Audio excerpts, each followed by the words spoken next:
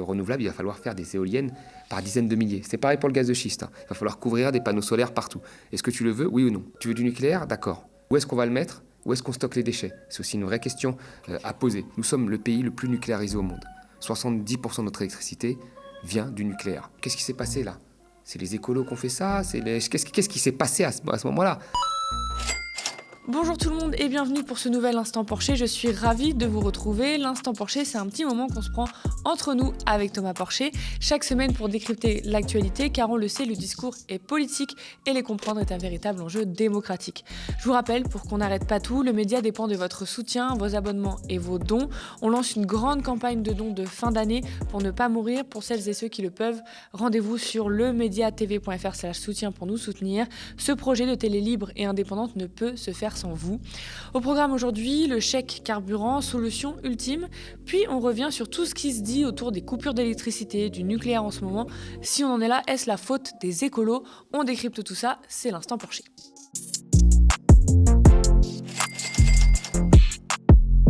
C'est la fin de la remise sur le prix des carburants le 31 décembre. Elle était de 30 centimes d'euros par litre à partir du 1er septembre et est passée à 10 centimes depuis le 16 novembre.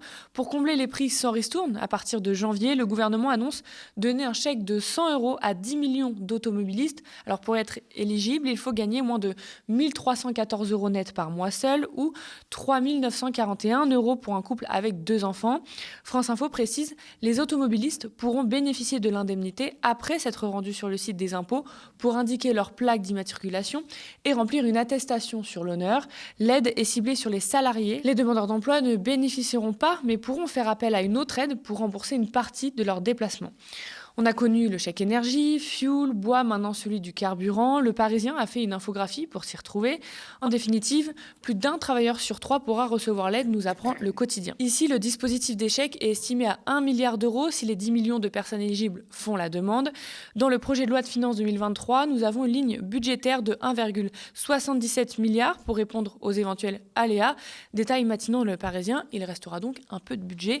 Thomas, qu'est-ce que tu penses de cette nouvelle proposition d'Elisabeth Borne, le chèque carburant? Alors, la première chose qu'il faut dire, c'est que d'un point de vue macroéconomique, là, je pense que les prix vont mettre un certain temps à redescendre.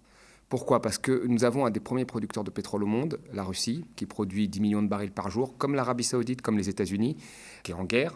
Et la guerre n'est pas prête de s'arrêter, enfin on ne sait pas trop. Quand bien même la guerre s'arrêterait, les sanctions, je pense, vont durer un certain temps. Et donc on se retrouve un peu dans la situation de 2012, où il y avait des sanctions sur l'Iran, qui faisaient qu'il y avait un producteur moindre que celui que la Russie aujourd'hui, qui n'était pas sur le marché, donc on avait des prix qui étaient orientés à la hausse. C'est ce qui se passe aujourd'hui avec un taux de change qui nous est défavorable, puisque à l'époque l'euro était fort, ce qui permettait d'amortir le choc de la hausse des prix du pétrole libellé en dollars, ce qui n'est plus le cas aujourd'hui. Donc les prix vont rester à des niveaux élevés. Et nous ne produisons pas de pétrole. Nous importons 1,8 million de barils par jour de pays étrangers. Donc cette hausse, elle est structurelle. À partir du moment où elle est structurelle, on ne peut pas faire une politique de chèque sur le long terme. Ce n'est pas possible. Parce que, bon, certes, il y a encore de la fiscalité. On ne peut pas dire que nos prix sont subventionnés, il y a de la fiscalité. Mais on ne peut pas continuer à baisser cette fiscalité et à perdre des rentrées budgétaires qui étaient là depuis un certain nombre d'années. Donc il va falloir effectivement commencer à cibler et même aller plus loin, moi je pense, c'est-à-dire réformer cette fiscalité des carburants pour que ceux qui ont besoin de la voiture, et là peut-être c'est les prémices de ça, je ne pense pas, mais ça pourrait être les prémices de ça, ceux qui ont besoin de la voiture pour un certain nombre de kilomètres, parce qu'ils vivent loin de leur lieu de travail, qui n'ont pas de transport en commun, et une fiscalité qui soit beaucoup plus avantageuse que ceux qui ont accès à des transports en commun ou qui gagnent un revenu très élevé. Là, le problème, en fait, du bouclier tarifaire qui était sur les carburants, c'est que quelqu'un qui vit, les 14% de Parisiens qui utilisent leur voiture pour aller travailler, ce qui est un scandale, parce que de manière générale, il y a des transports en commun, même s'ils se dégradent de plus en plus, mais qui l'utilisent pour aller travailler. Et ce chiffre est assez stable depuis plusieurs années. Donc même quand il n'y avait pas les problèmes de transport en commun, ce sont parfois des gens qui ont un revenu élevé, qui ont des voitures à forte motorisation. C'est pas normal que cela ait le bouclier tarifaire. Et c'est pas normal que cela paye la même fiscalité que quelqu'un qui prend sa voiture pour faire 35 km pour aller travailler, dans un endroit où il n'y a pas de transport. Donc il va falloir commencer à cibler. Le problème quand on cible comme ça, c'est qu'il y a des effets de seuil.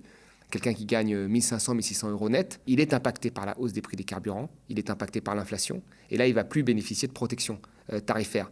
Donc ça va être un problème. Moi, je pense que le ciblage est bon, mais il aurait fallu aller plus haut. Moi, j'aurais été en dessous, tout revenu en dessous de 2 000 euros net, déjà pour commencer, pour voir comment ça se passe. J'aurais ratissé large, et puis peut-être après, on peut diminuer progressivement en fonction des prix, plutôt que de commencer petit comme ils font, parce que là, on est légèrement au-dessus du SMIC, donc on cible les 30% les plus pauvres, ce qui est bien. Mais on aurait pu étendre à 50%, parce que la plupart des gens sont dépendants, et puis après, petit à petit, enlever des protections et voir comment ça se passe en fonction des prix. Mais bon, là, voilà, comme il y a une contrainte budgétaire qui est prise très au sérieux par Macron, parfois un peu trop, il y avait un peu d'excès de zèle, je trouve, donc ils ont préféré cibler les 30% les plus pauvres. Par rapport aux possibles coupures d'électricité et tout ce qui se passe en ce moment, il y a Emmanuel Macron qui est plutôt sorti de ses gonds pour rassurer les Français et remettre en place les entreprises publiques et institutions qui ont alerté sur le risque de délestage. Est-ce que tu peux me dire pourquoi un peu cette réaction ? Mais en fait, il y a tellement de problèmes là qui minent le pouvoir d'achat, mais qui minent aussi les coûts des petites entreprises et des artisans, enfin des plus fragiles. Parce que quand vous faites des milliards de bénéfices, les coûts de l'énergie, ok, c'est un problème, mais c'est un problème de second plan. Là, on parle vraiment de ceux qui étaient déjà au bord du gouffre et qui, là, ont un choc finalement de compétitivité avec cette hausse des coûts de l'énergie. C'est les boulangeries, par exemple, qui utilisent des fours importants et qui, là, sont face à un choc de compétitivité très important. Et puis, c'est les ménages les plus faibles. Et en fait, là, on retrouve vraiment typiquement la sociologie de la petite entreprise, du petit artisan, du petit chef d'entreprise, des revenus les plus pauvres. On retrouve typiquement la sociologie des Gilets jaunes. Et je pense que Macron, il sait très bien qu'avec la réforme des retraites, un bras de fer va s'engager avec les syndicats. Il le sait très bien. Dans un contexte où tout le monde a un pouvoir d'achat qui baisse.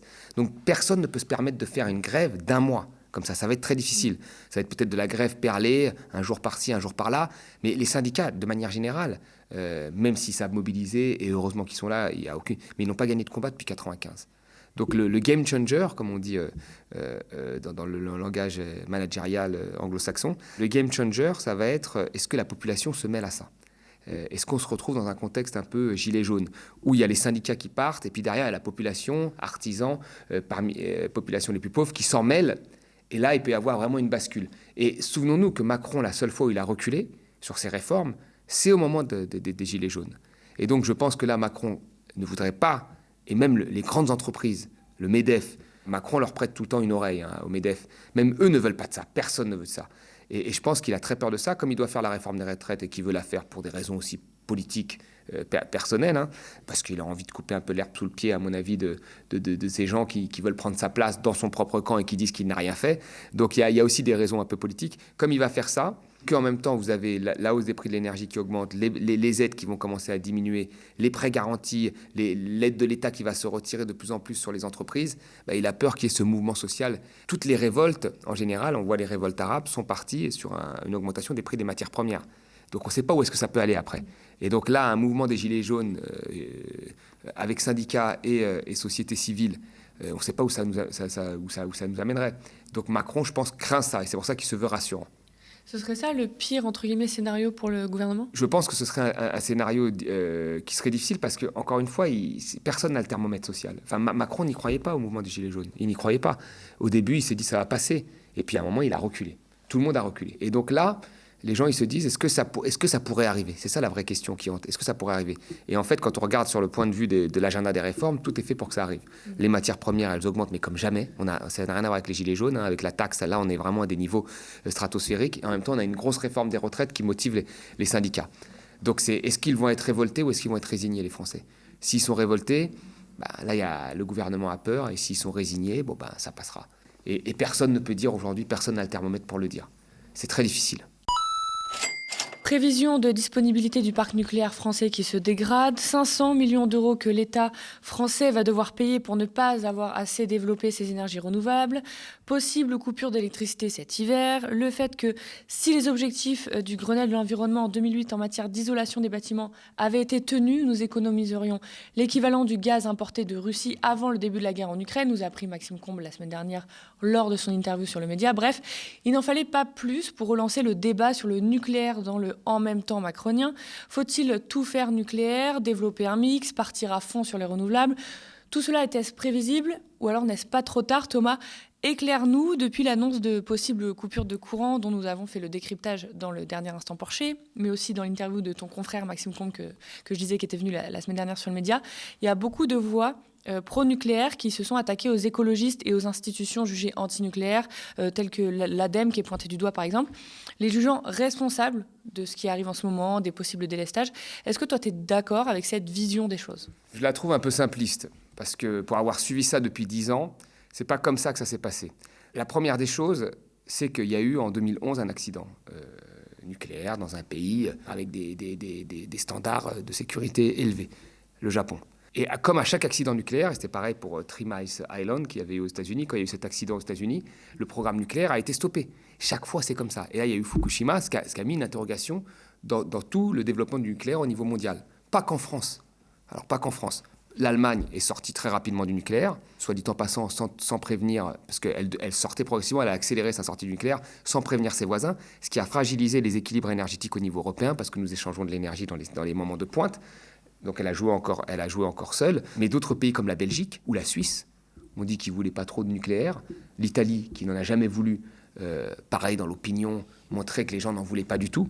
On restait quand même un des pays où malgré tout, il y avait une confiance dans le nucléaire beaucoup plus élevée que nos pays voisins. Donc ce n'est pas quelque chose qui a touché que la France à cause des écolos ou à cause de l'ADEME. Ça a touché l'ensemble des pays développés, ces interrogations-là. Et c'était normal que ça les touche. Pourquoi ? Parce qu'il y a eu cet accident, mais aussi parce que les premiers réacteurs mis en marche avaient un âge assez élevé. C'est-à-dire qu'on arrivait, par exemple, Fessenheim à 45 ans, si elle était ouverte 45 ans. C'est des réacteurs qui ont été prévus pour 40 ans. Donc, quand vous avez des réacteurs qui ont été prévus pour 40 ans, et que vous avez un âge moyen des réacteurs à l'époque de Fukushima de 33 ans, me semble-t-il, vous arrivez dans la dernière décennie. Donc là, il est normal de s'interroger sur la suite. Il est parfaitement normal qu'il y ait des débats politiques sur la suite. À savoir, qu'est-ce que l'on fait ? Est-ce qu'on ferme progressivement des réacteurs en les remplaçant par d'autres énergies renouvelables, mais aussi par le fait de consommer moins d'énergie, rénovation des bâtiments ? Est-ce que c'est possible ? Est-ce que des scénarios ont été faits ? C'est ça qui... Ou est-ce qu'on continue là-dessus, sur 10 ans de plus, on fait ce qu'on appelle le grand carénage, et là, c'est 50 milliards. Donc cette question... Mais 10 ans de plus, ça veut dire que dans 10 ans, parce que là, je veux dire, si on avait prolongé Fessenheim, on aurait pu la prolonger, mais elle aurait 45 ans, c'est-à-dire que la question devrait se reposer pour les 50 ans, parce qu'il faut rajouter à chaque fois de l'argent, parce que les normes de sécurité sont plus importantes, parce que c'est vieillissant, etc. Donc le débat était parfaitement normal. Et un vrai débat de fond sur le coup aurait été intéressant, c'est-à-dire en comparant scénario contre scénario. À l'époque, les mêmes qui aujourd'hui défendent le nucléaire en vous disant c'est horrible, les centrales à gaz, les centrales à charbon tournent en Allemagne, c'était les mêmes qui défendaient l'exploration du gaz de schiste en France pour des raisons de compétitivité. C'est assez marrant ça, parce que si tu développes du gaz de schiste, c'est pour en faire quoi ? De l'électricité, voilà, ou chauffer les maisons au gaz, enfin bon.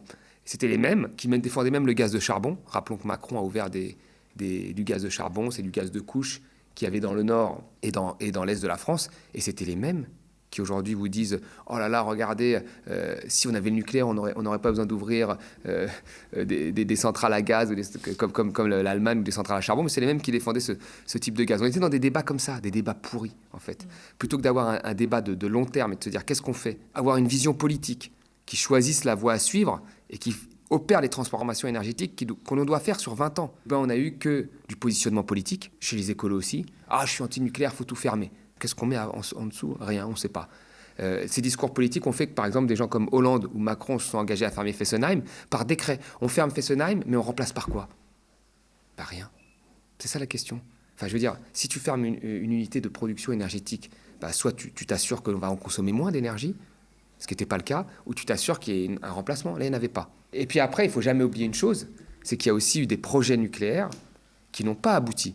Parce que si aujourd'hui, en fait, si le PR était en marche comme il devait l'être en 2012, on n'en aurait aucun problème là. Parce que le PR, c'était une production massive d'électricité. On n'aurait aucun problème. Il n'est toujours pas en production, 10 ans après. Il a un surcoût pratiquement de 10 milliards. Qu'est-ce qui s'est passé là ? C'est les écolos qui ont fait ça ? Qu'est-ce qui s'est passé à ce moment-là ? Il y a des vraies questions à poser. Donc on ne peut pas enlever la responsabilité quand même des acteurs du nucléaire qui nous ont survendu aussi le fait qu'on avait une énergie peu chère, etc. Alors que le prix de l'électricité en France, bien qu'il soit moins cher, on est d'accord un peu, que d'autres productions d'électricité, mais malgré tout, l'électricité a suivi juste l'inflation ces 20 dernières années. On n'a pas vraiment reporté les coûts. Il y avait des coûts supplémentaires. Et aujourd'hui, tous les instituts comme Cambridge Energy, avec Jean-Marie Chevalier, un professeur qui est décédé aujourd'hui, vous disiez que les prix de l'électricité nucléaire allaient augmenter sur les 20 prochaines années. C'est très simple de refaire l'histoire en prenant quelques éléments comme ça, sans prendre en compte l'ensemble des éléments. Quand on prend en compte l'ensemble des éléments, c'est quoi? C'est que nous sommes le pays le plus nucléarisé au monde. 70% de notre électricité vient du nucléaire. Dans le monde, c'est 14%, la moyenne, vous voyez? Donc nous sommes vraiment le pays le plus nucléarisé au monde. Nos réacteurs vieillissaient. Et là, ils ont aujourd'hui une moyenne d'âge d'une 40aine d'années. Donc la question, en fait, du prolongement des réacteurs ou de la sortie est une question parfaitement normale qui aurait dû être tranchée pour moi par référendum. Fermer une unité de production sans la remplacer ou sans faire en sorte que la demande diminue, c'est une grosse connerie. Et elle a été faite. Et ça, c'est aussi une réalité. Le marché unique de l'énergie défendu par les mêmes qui défendent le nucléaire, c'est une grosse connerie. Parce que c'est ça qui fait qu'aujourd'hui, on facture en heure de pointe à la tarification marginale. Donc à l'unité la plus chère en Europe. Donc qui est les centrales à gaz d'Allemagne ou d'autres. C'était aussi une véritable connerie défendue par les mêmes aujourd'hui qui vous disent « Ah oui, le nucléaire ». Donc il y a eu beaucoup de gens qui ont contribué, moi je pense, ces dernières années, avec la libéralisation des marchés de l'énergie, qui voulaient casser nos monopoles publics, qui voulaient faire le marché unique de l'énergie, avec la défense à un moment des gaz de schiste, en même temps que le nucléaire. Enfin, il y a beaucoup de gens qui ont contribué à la brouille que nous connaissons aujourd'hui sur les plans énergétiques. Et aujourd'hui, la plupart des grands dirigeants d'entreprises, y compris du nucléaire, mais y compris d'autres comme Loïc Le Floch-Prigent, qui était plutôt sur le gaz et le ELF, le pétrole, ils vous disent grosso modo la même chose, c'est qu'il n'y a pas eu de vision politique de l'énergie. Qu'on a voulu mettre dans un même sac, le marché unique, des gens qui avaient des visions politiques différentes, l'Italie, la France, l'Allemagne, etc. En fait, l'énergie, c'est un choix politique. Et une fois qu'on a fait le choix politique, il faut l'appliquer. Or, on a fait complètement l'inverse. On a fait des stop and go, on a brouillé tous les sujets en même temps. Et puis, quand il y en a un qui marche, regardez, le nucléaire, on avait raison. Et puis, il y a 2 ans, c'était avec le PR, le retard. Regardez, les écolos, nous avons eu raison. Et ainsi de suite. Ça doit être un débat un petit peu technique et qui doit être tranché aussi après, on va dire, par les citoyens sur les choix énergétiques qu'ils veulent faire. Si tu veux du renouvelable, tu vas devoir couvrir des espaces entiers. C'est la réalité. Est-ce que tu veux ça? Oui, non. Parce que le renouvelable, il va falloir faire des éoliennes par dizaines de milliers. C'est pareil pour le gaz de schiste. Il va falloir couvrir des panneaux solaires partout. Est-ce que tu le veux? Oui ou non? C'est la vraie question que tu dois poser. Tu veux du nucléaire? D'accord. Où est-ce qu'on va le mettre? Où est-ce qu'on stocke les déchets? C'est aussi une vraie question à poser. Donc c'est des questions comme ça qu'il faut poser, avec un regard technique dessus. Pas de la stratégie politique comme ça pour faire des gouvernements et gagner et faire des belles paroles qui vont être après non vérifiées par les faits. Pourquoi le débat sur le nucléaire il a pris autant d'ampleur les 10 dernières années, donnant l'impression que la filière nucléaire était délaissée? Est-ce que c'est juste un reflet médiatique ou est-ce que c'était vraiment le cas? C'est un peu ce que j'ai dit avant, c'est-à-dire qu'il y a eu des stop and go politiques qui empêchent d'avoir une vision de long terme. Il est vrai, vous regardez, si vous payez mal des enseignants, il ne faut pas vous étonner d'être en pénurie d'enseignants 20 ans après, parce qu'il n'y a plus de carrière dans l'enseignement. Si vous payez mal dans la restauration pendant 20 ans, il ne faut pas vous étonner qu'aujourd'hui vous dites « Mais attends, mais j'ai mis des gros salaires, mais il n'y a personne. » Oui, mais il n'y a plus personne qui veut faire ce boulot. Et c'est pareil pour tout. Et quand vous payez bien, c'est l'inverse. En finance, il y avait parfois 80% d'une génération qui voulait faire de la finance dans des grandes écoles, parce que ça payait bien. Vous voyez. Et donc là, quand on a des stop and go, où on vous dit que le nucléaire c'est fini, où on vous dit, et même parfois les représentants de l'industrie nucléaire, qu'il faut exporter nos centrales dans le monde entier, enfin, qu'on n'a pas de vision de long terme, il est normal que ça crée moins de filières. Mais après, nos grandes écoles, les mines notamment, c'est quand même, ils sont tous très pro-nucléaire. Il faut arrêter de penser que même aux mines, ils ne voulaient pas faire de nucléaire. L'école des mines, ils sont tous très pro-nucléaire, de manière générale. C'était très rare d'avoir des énergéticiens qui étaient contre le nucléaire. Moi, je pense qu'on a affaibli notre filière nucléaire avec la libéralisation, où on a fait en sorte qu'Areva se mette à concurrencer EDF, alors qu'à un moment, ils étaient complémentaires, qu'à la fin, l'État demande à EDF de racheter Areva, que l'État ne fait plus son rôle de stratège, et donc que même les salariés, la part, en fait, privée d'EDF, détenus principalement par des salariés, avaient demandé que l'État rachète leurs actions tellement ils pensaient que l'entreprise allait droit dans le mur. Donc il y a plein de choses comme ça qui ont mal été gérées, qui ont de manière générale affaibli, on va dire, la filière nucléaire. Mais elle reste quand même une des plus importantes au monde chez nous. Il ne faut pas l'oublier. Hein. Enfin, nous sommes le pays le plus nucléarisé au monde. Nous avons le plus de réacteurs par tête au monde. Donc je ne vois pas comment les gens peuvent espérer plus. C'est déjà du jamais vu. 70% d'électricité du nucléaire, c'est du jamais vu dans le monde. Donc, quand les gens ils vous disent « oui, on a tué la filière nucléaire », c'est un peu rapide. Est-ce que toi, tu as une idée du mix qu'il nous faudrait aujourd'hui? J'ai pas une idée précise. Moi, je pense que les vraies questions qu'il faut poser, c'est il y a eu des choix qui ont été faits. Ces choix remontent à un certain nombre d'années. Est-ce que l'on veut continuer ou pas? L'énergie, en fait, la meilleure énergie, c'est celle qu'on ne consomme pas. Donc il n'y a pas une énergie qui est neutre mais chaque énergie a ses défauts et ses avantages. Le nucléaire a beaucoup d'avantages. Il produit massivement. Un réacteur produit pour 1 million de personnes. Il produit quasiment en continu. Mais derrière, quand vous avez ça, vous avez une demande qui est sans limite. C'est-à-dire que vous chauffez à l'électrique, vous ne rénovez pas les bâtiments parce que l'énergie est à foison. Et donc, quand vous la produisez, il faut à un moment la consommer. Donc, vous ne mettez pas en place aussi. Finalement, vous contribuez. C'est un peu la malédiction du nucléaire, c'est que vous contribuez à ne pas faire des économies.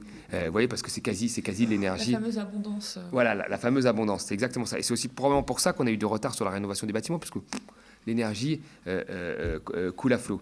Mais après, sur les renouvelables, vous avez plein de désavantages aussi. Il y a l'intermittence des renouvelables qui fait que vous devez compenser avec des centrales à gaz quand ça ne fonctionne pas. Ça, c'est une réalité, pour le moment en tous les cas, même s'il y a des progrès technologiques qui vont être faits, mais c'est ça sur le moment, parce que l'énergie ne se stocke pas à grande échelle. Et après, vous avez l'espace que ça occupe. Et là, on le voit bien, on a reçu des gens ici de Guyane qui sont contre un grand, méga projet de panneaux solaires. Bon, ben voilà, on a l'exemple. Dans la baie de Saint-Brieuc, ils sont contre les éoliennes en haute mer. Ben, on a l'exemple. Donc, si vous voulez développer un mixte avec beaucoup plus de renouvelables, ben, il va y avoir des grands projets qui vont percuter les envies des populations avoisinantes. Et c'est pareil sur le gaz de schiste, et c'est pareil sur le nucléaire. Donc, c'est difficile de trouver la politique énergétique parfaite. Mais dans tous les cas, il va falloir faire un choix à un moment, on est obligé. Il va falloir avoir une vision de long terme et que ce choix soit gravé dans le marbre. C'est-à-dire que les stop and go, c'est la pire des choses. On avait lancé la filière solaire en France fin des années 2000, ça marchait bien. Puis à un moment, on a arrêté. On a dit, c'est plus ça. Et donc maintenant, on fait du solaire avec des panneaux solaires chinois, alors qu'on pouvait développer une filière industrielle. Et le nucléaire, c'est pareil. En 10 ans, il y a eu Macron qui arrête. Alors bizarrement, les droitards, ils n'attaquent pas trop Macron. Ils disent toujours, c'est Hollande. Bah, c'est vrai que ça a commencé par Hollande. Mais Macron a quand même arrêté, il était anti-nucléaire, il voulait baisser la part du nucléaire à 50%, il y a une loi qui a été votée, etc. Et puis maintenant, il redevient pro-nucléaire. Donc c'est la pire des choses, en fait. Ce type de mode, c'est la pire des choses. Il faut une vision de long terme. Il faut une vision sur 20 ans, 30 ans. Et pour ça, il faut un État fort, un État stratège. Et on est loin de ça. Et est-ce que les gens veulent ça aujourd'hui ? Je n'ai pas la réponse. Voilà. À l'époque, ils ne disaient rien, les gens. Aujourd'hui, tu leur mets 50 réacteurs, ça va gueuler de partout. Donc est-ce que les gens sont prêts à ça aussi ? On est rentré dans une autre époque et ça aussi, il faut le prendre en compte. Ils ont des milliards, mais nous sommes des millions. Ça fait déjà 2 mois que nous avons lancé notre grand projet d'antenne 24/7 et de télé libre et indépendante. Aux médias, on est transparent. Ce grand projet et votre média sont menacés. Cette belle émission, l'Instant Porcher, où déconstruire l'économie et donner du pouvoir à tout à chacun nous est primordial, est menacé. On lance un appel. Pour soutenir une information différente, nous avons comme objectif une campagne de dons à hauteur de 200 000 € défiscalisables d'ici au 31 décembre. Ça paraît énorme, mais c'est rien comparé aux télés des milliardaires et pour pouvoir faire vivre l'équipe et lui permettre de vous fabriquer de l'information indé. Pour celles et ceux qui le peuvent, on compte sur vous sur lemediatv.fr/soutien. Nous sommes ravis de décrypter l'actualité avec Thomas et vous chaque semaine. Merci de toujours nous suivre. Pour tous vos commentaires et pouces en l'air sous les vidéos, spectateurs, abonnés, donatrices et sociaux, je vous dis à la semaine prochaine.